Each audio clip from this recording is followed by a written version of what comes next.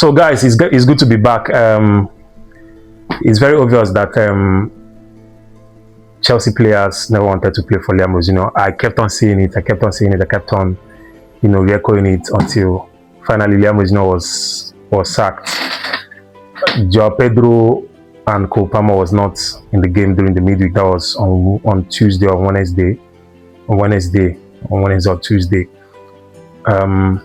It was very, very obvious. I think these guys were feigning injuries. They didn't just want to play for the manager.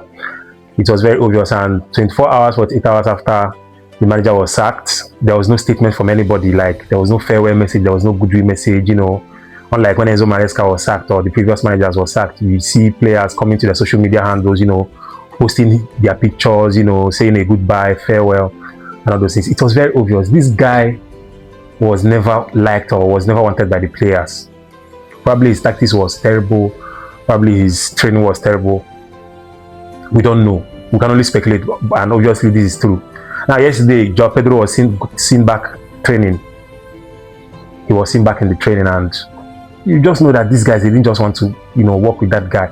And what betide you as a manager if you get to a point in your club, your team, your players doesn't want to play for you anymore? You pay the price. We've seen this happen in football for over the years. The club cannot sack the players. You're going to pay the price as a manager. If you lose the dressing room, if you lose the respect the players have for you, you're definitely gone. The club is going to get you axed. So it is what it is. Farewell to him, farewell to Liam Rosino. Unfortunately, he's not that kind of coach. He's not up there. He's not experienced enough. He's not, he doesn't have the charisma. He doesn't have the swagger doesn't have the tactics. They know how to manage these players, the dressing room. A couple of big players, experienced ones that we have in Chelsea dressing room, the likes of Enzo Fernandez, Reece James, Marco Cucurella, Moises Caicedo, Levi Colwill, and all that. This guy cannot manage them. He can't manage those players. It's not by speaking British English, not by being vocal on the media and all that. Understand? They didn't just want to play for him. Only God knows why, but we can only speculate. Probably they think they don't like his tactics and all that. But it has happened. So Joao Pedro is back in training, and there are also speculations that Chelsea is doing everything to get Luis Enrique to see if they can convince him, to pull him out of PSG and get him over to Chelsea. We don't know how true that is. They are all speculations, and they are doing everything to get experienced manager.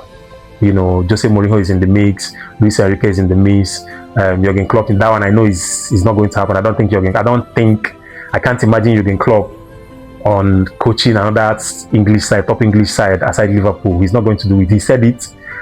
I know things can change, but I don't see him doing it.